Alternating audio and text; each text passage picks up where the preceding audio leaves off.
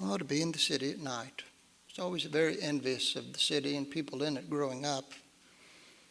Just because when you said that you were from there, people knew what you were talking about and where you meant when you said that's where you were from. But if you lived in Harmony, you were on the middle of the page of the atlas there, right on the crease underneath the left staple, leading people to believe your town didn't even exist. Harmony, never heard of it. Where is that? And when you say, not far from Cartersburg, that doesn't clarify matters too much. So I began writing about this town, about Harmony, and the people at Barnes & Noble tried finding it on the map, but couldn't, and so assumed the books must be fiction, and put them in the fiction section of the bookstores, which infuriated the townspeople to be dismissed as imaginary. And for a little while, they weren't even speaking to me, even though I'm their pastor, and preach often about forgiveness, though the sermons don't appear to be sticking. I know what they wanted. They had hoped that the books that I wrote would result in an influx of tourists to our town, spending money. People come there, maybe eat lunch at the Coffee Cup restaurant, then walk down the sidewalk to the Grant's Hardware store and buy a screwdriver or a toilet plunger or another useful device, or maybe getting their hair frosted at the Cut and Curl, perhaps even committing a crime while they were with us, giving Bob Miles down at the Herald something to write about.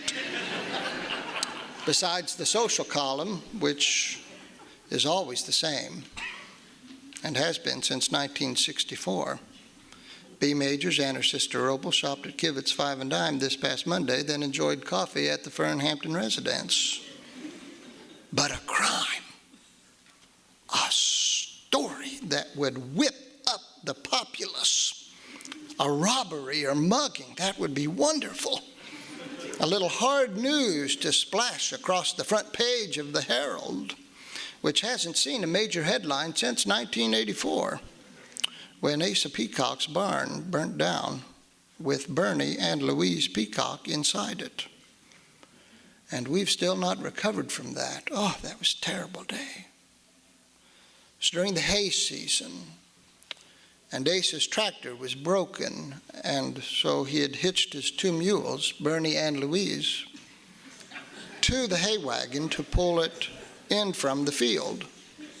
But they wouldn't budge. They're stubborn animals. They wouldn't budge, so he got some hay down from the wagon, and he put it right underneath them, and he lit it on fire, which did motivate Bernie and Louise to move, but only about 10 feet. So that the burning hay was directly underneath that wagon, which just erupted into a fireball. And that had a very motivating effect on Bernie and Louise. And they took off across that field right toward the barn, up the earthen ramp into the barn, trying to get away from that fire, and pulled that load of fire right into the barn. And Asa looked and he said, "Oh my God." And he ran and he phoned the fire station.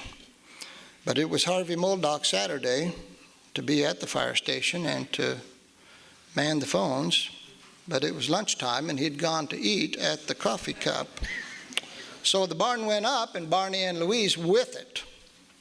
Oh, it was terrible. Quite a funeral. Everyone in our town went, Bernie and Louise being one of our more popular couples, having been in the Corn and Sausage Days parade for years. So everybody came, of course. You have somebody like that who you're close to, you go to their funeral. And everybody came, and Pastor Taylor preached the funeral. A beautiful message about how Bucky and Louise were in a better place. And then we went downstairs to the basement and ate meatloaf and green beans and orange jello with carrot slivers. And then Bob Miles from the Herald wrote up a big story about it with a 2-inch headline right across the top. Local couple perish in fire. Investigation underway. And that was all the way back in 1984, and nothing much has happened since, which is why we were so upset when Barnes & Noble messed up our one shot at glory. Though this past month, it appeared that we had another crack at fame when Amanda Hodge was chosen as the sausage queen at our Corn and Sausage Days festival. We might be riding to prominence on her long coattails. She won the Sausage Queen contest and is set for life. I tell you what, you win that and your worries are over. It is just a plush carpet after that for your life. A $100 prize and a year's supply of free sausage, which will leave her by the end of her reign considerably broadened by her experience.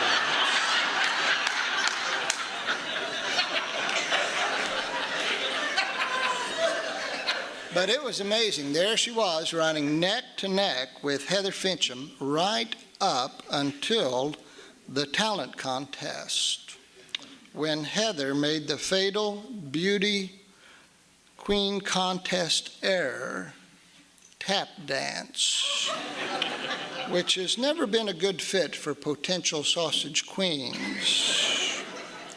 And the tide of public opinion, which can be fickle, turned against her and toward Amanda.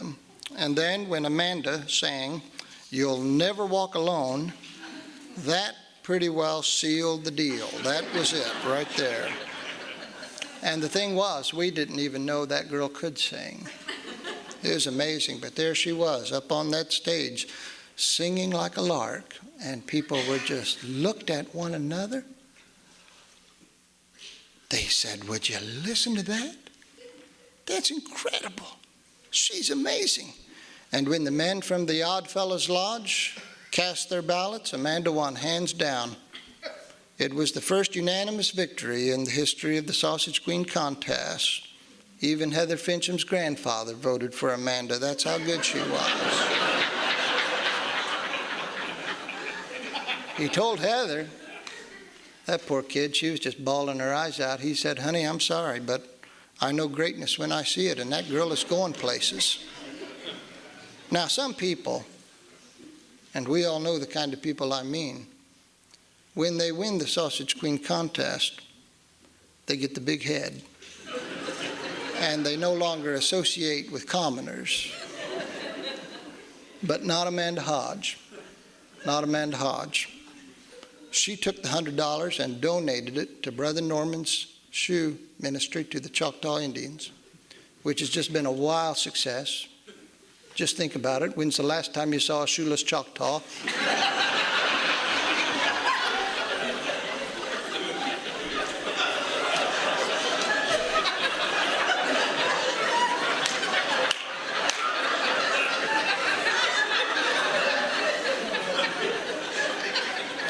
And then she donated her year's supply of free sausage to the food pantry in Cartersburg, which did not surprise anyone at all who knew her. We knew she wouldn't hoard all that sausage for herself. She just isn't the type. Some people, they'll just eat all the sausage, especially here in Indiana, as Scott told us. But not Amanda. She just gave that sausage away to the food pantry. And it would have ended there. That would have been it. Except for that night, Amanda was watching television with her parents. They were watching the Reverend Lester Hickham's Revival Hour and Variety Show live every Saturday night from Chattanooga, Tennessee. They've been watching it for years. It's one of their favorite programs. And toward the end of the broadcast, the Reverend invited all interested persons to audition for his brand new Christian Idol program. And there sat Amanda Hodge and her parents, the glow of victory still fresh upon them, and you didn't need to be a religious scholar to know this was a sign from the Lord via the Reverend Lester Hickam himself.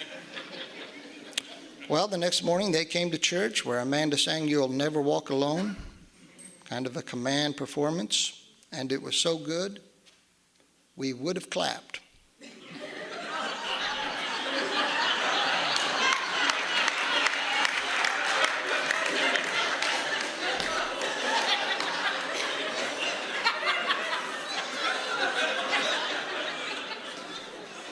But we didn't, of course, since everyone knows it's a sin to clap in church.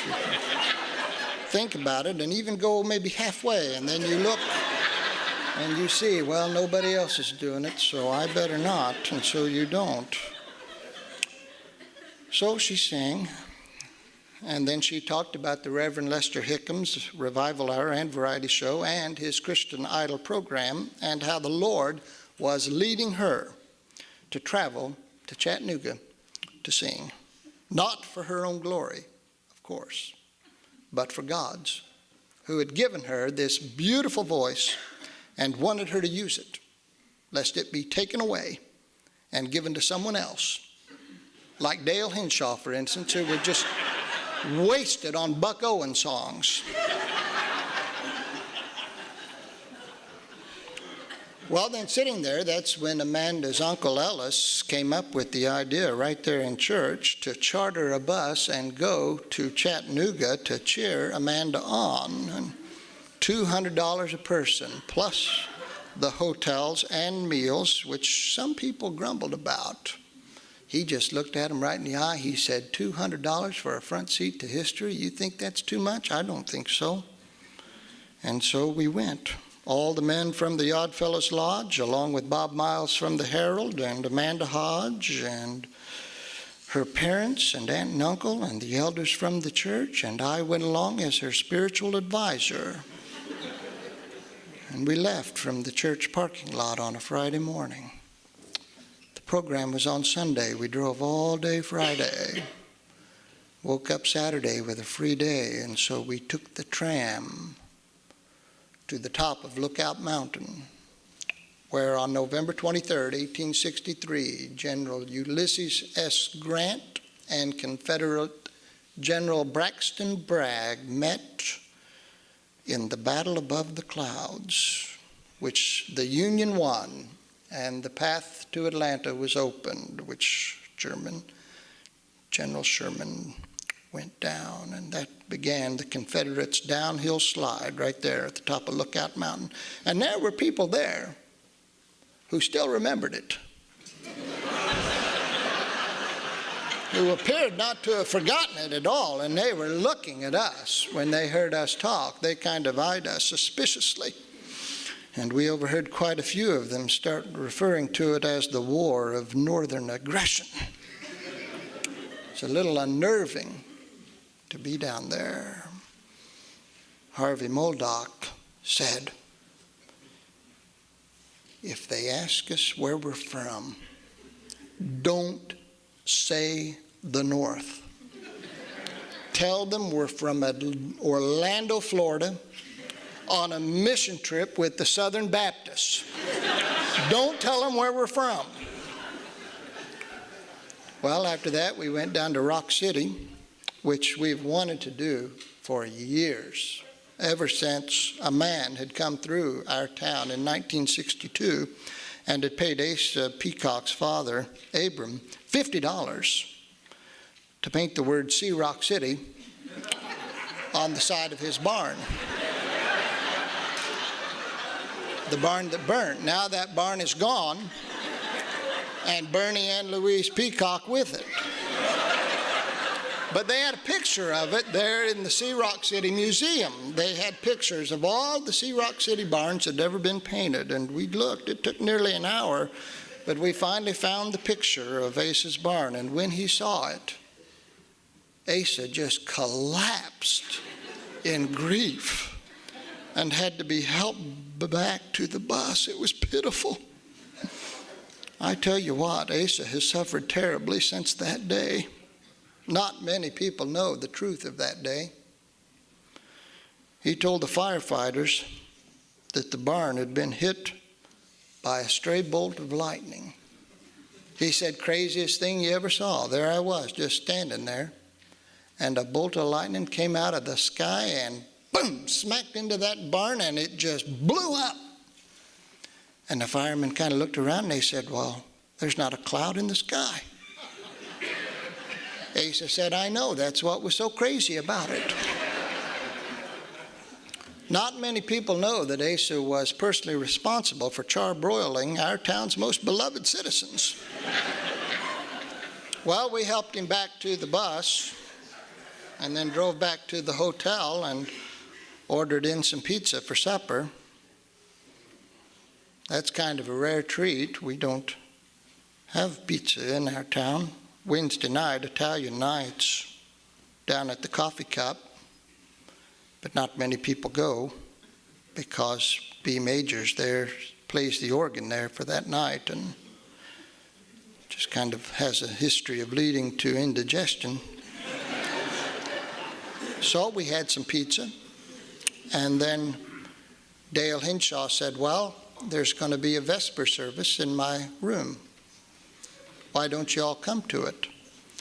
And the men from the Oddfellows Lodge, they said, no, thank you, Dale, no, thank you. And they went down the hall to Bob Miles's room instead to watch movies on the cable television.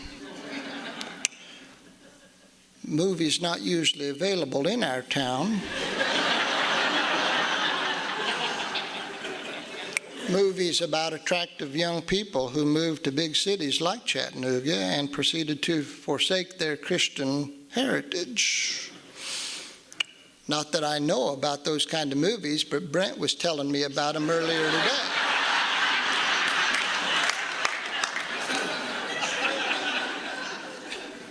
I went downstairs to visit Amanda and her family, and she was a nervous wreck, that poor child was. And her voice was starting to crack, and we were all kind of on edge. None of us slept that night. How do you sleep before the night of the big day, the night before your one shot at glory, the one chance to put your town on the map and keep it there, your one opportunity to come out from behind that staple and take your rightful place in the world? How can you sleep on a night like that? You can't. So we didn't sleep and got up the next morning, went, piled on the bus, drove to the Reverend Lester Hickham's Evangelistic Center on the east side of the city where they taped the Revival Hour and Variety Show. And that place was packed. Buses and RVs and cars stretched all the way back to the interstate exit. Men in orange vests directed people into the parking lot and into neat rows. Dale Hinshaw said, boy, we need something like that at our church. Look at that. Would you look at that? Buses and RVs to the left, cars to the right. And Amanda saw all those people and her vocal cords just seized up like somebody just grabbed her by the throat. She sounded like James Earl Jones, which is fine if you're James Earl Jones and narrating a PBS documentary about penguins, but not if you're Amanda Hodge and you're needing to sing You'll Never Walk Alone. So the elders laid hands on her, and Dale Hinshaw prayed a prayer, and then we went inside, and there were even more people in there. There were more people in that church than lived in our whole town. It's a big production. And when the Reverend Lester Hickam stood to speak, a sign over his head directed the audience to applaud, clapping in the church. We couldn't believe it. We clapped, but very quietly and without any enthusiasm. We knew it was wrong, but we did it anyway, just for Amanda's sake. What do? You can't not clap.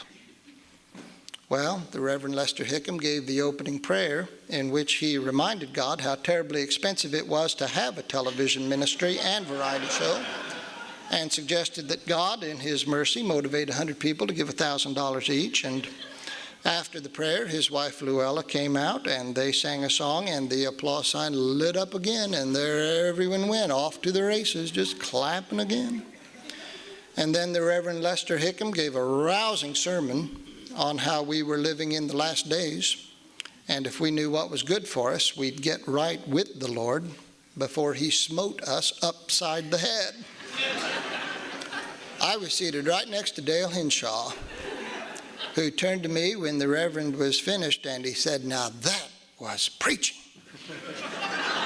I haven't heard a sermon that good in 7 years." Which was, coincidentally, how long I'd been his pastor.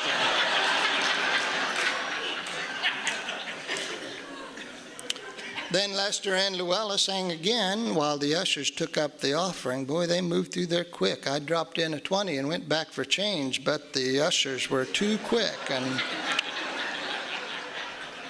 get that money and go. And then the first contestant came forward to sing, and she just went down in flames, just right on down. Boom. It's painful watching her, and it didn't get much better. And as each contestant performed, I began to think, well, maybe Amanda has a chance after all. She was feeling more confident. I could tell her color was back and her voice was beginning to limber up. And after about an hour, it was down to Amanda and a family of Christian tumblers. 9 children. 9 children, which of course made us suspect they were Roman Catholic. Ringers who'd come into the heart of Protestantism under the guise of entertainment only to seduce us toward the papacy. Oh, but I tell you what, they were incredible. Those 9 children, they were tremendous and so beautiful. Just so youthful and pure. 9 brothers and sisters doing handstands and backflips, reenacting various New Testament parables and the Beatitudes. They didn't say a word, but you knew what they were doing. It was incredible. They were that good.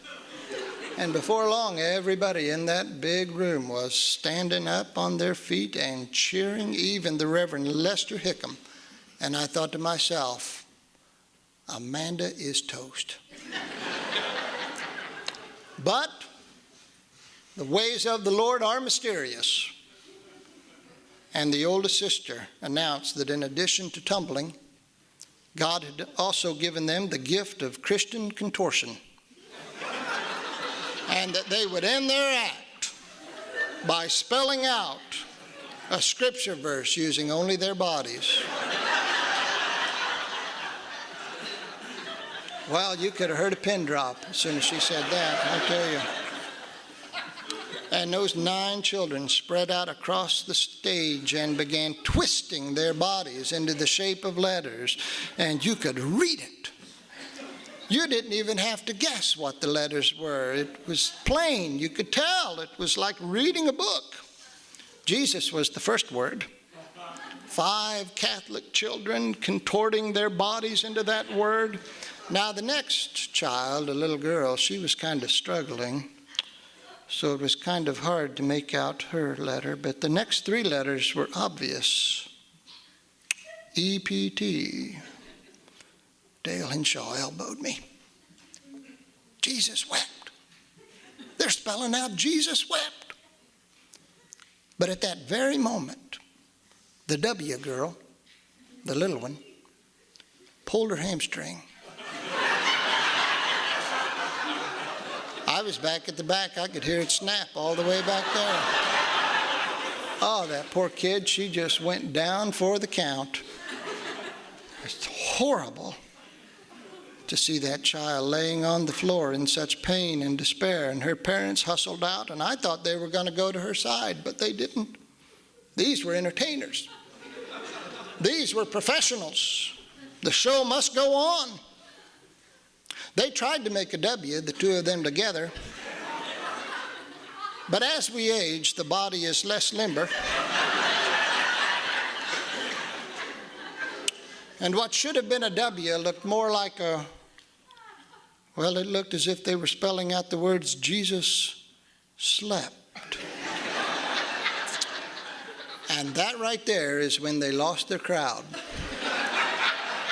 To imply that Jesus was asleep on the job, to imply that our Savior was less than attentive. Well, what kind of testimony was that, for crying out loud? And just that quickly, a crowd that had been generally enthusiastic turned on them. And the boos started in the back corners of the auditorium, back in the cheat seats, and rolled forward. And the Reverend Lester Hickam ran up and hurried over and threw a blanket on them. Oh, it was so ugly. And then, in the midst of that unsightliness, the most beautiful voice rose above the clamor like a lark with a silver song. It was Amanda Hodge, our very own Amanda Hodge, walking out on the stage singing, "You'll Never Walk Alone."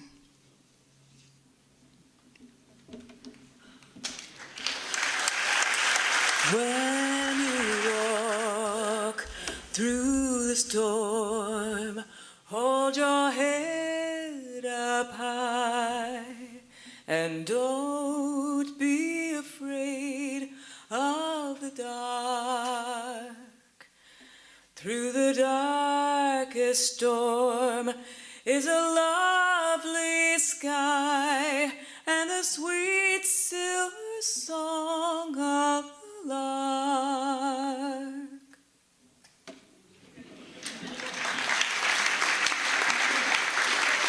Oh, it was pure magic. People were clapping, even though the applause light wasn't on. We were clapping in church, and it didn't even feel like a sin. Though, to be truthful, it didn't feel much like a church either. And when she finished singing, the Reverend Lester Hickam and his wife Luella ran forward and hugged Amanda and declared her the winner of the first annual Christian Idol program. "What is your name and where are you from?" the Reverend asked her. Oh, what an exquisite moment that was. The moment our town would finally become famous, our one chance to come out from behind the staple and be known. Amanda said, "I'm Amanda Hodge." And then she paused and said, "And I'm here with the Southern Baptists from Orlando, Florida."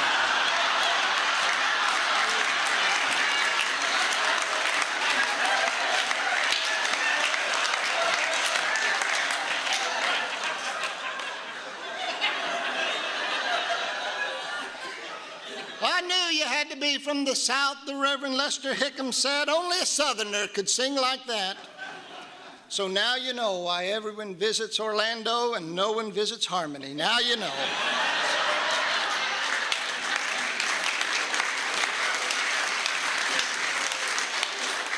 Well, we were discouraged. How could we not be?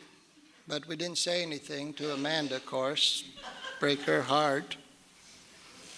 So we got on that bus and we went home. And after a while, Asa Peacock said, "You know, I think it was God's will for her to say that. Just think about it. We become famous, it would have gone to our heads. And who knows where it would have ended? Greed, crime, traffic jams, Republicans. Pride goeth before a fall. Better we should remain humble."